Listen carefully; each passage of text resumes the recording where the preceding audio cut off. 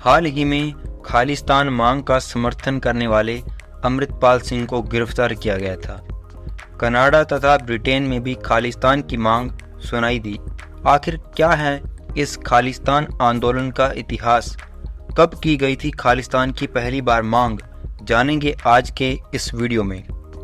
भारत की आज़ादी से कुछ समय पहले जब यह लगने लगा कि अंग्रेज भारत छोड़कर चले जाएंगे, तब पंजाब में सिखों के बीच सिख होमलैंड की मांग उठने लगी।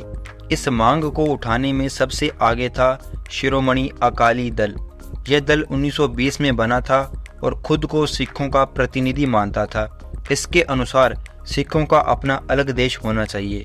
जब 1940 में लाहौर प्रस्ताव पास हुआ, जिसमें मुस्लिम लीग ने पाकिस्तान बनाने की मांग उठाई थी, तब मौका देख अकाली दल ने भी सिखों के लिए अलग देश की मांग उठानी शुरू कर दी।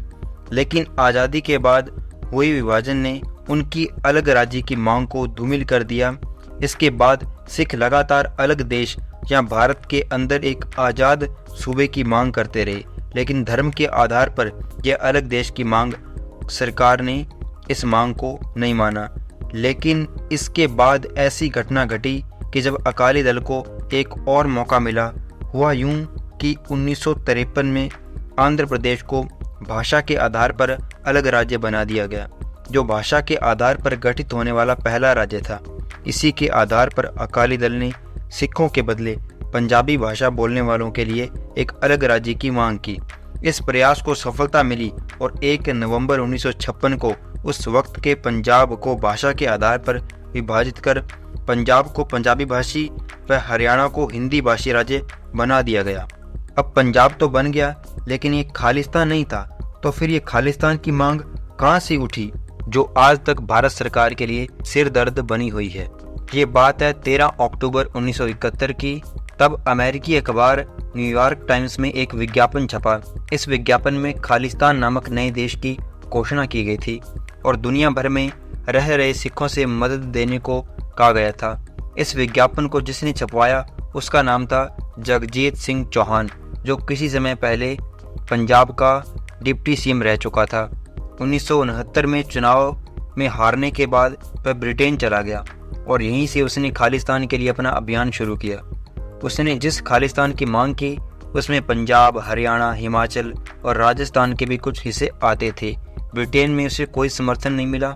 इसी दौरान 1971 में भारत पाकिस्तान युद्ध हुआ। तब पाकिस्तान ने इस आंदोलन को हवा दी। तब पाकिस्तान ने जगजीत सिंह को पाकिस्तान आने को आमंत्रित किया। अगले कुछ वर्षों में जगजीत की मुहिम को यूरोप और अमेरिका के सिखों से समर्थन मिला और इस तरह जगजीत की हैसियत बढ़ने लगी।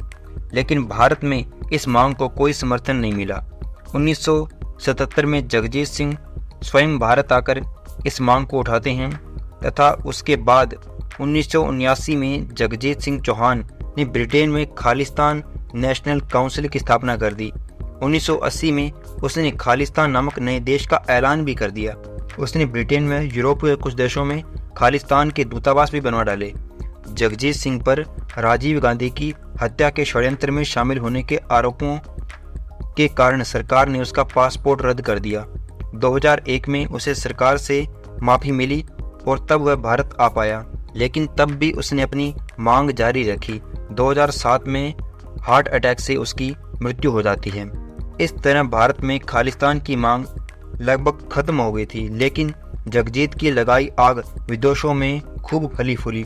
विदेशों में खालिस्तानी कमांडो फोर्स व खालिस्तान लिबरेशन फोर्स जैसे कई संगठन बने, जिन्हें बाद में आतंकी संगठन का दर्जा दिया गया। ये संगठन विदेशों में इन मुद्दों को उठाते रहे हैं और ये खालिस्तान की मांग जो आज तक बनी हुई है। आज की वीडियो में इतना ही। इसी तरह की वीडियो देखने के लिए जुड़े रहिए पुस्तक बोध से।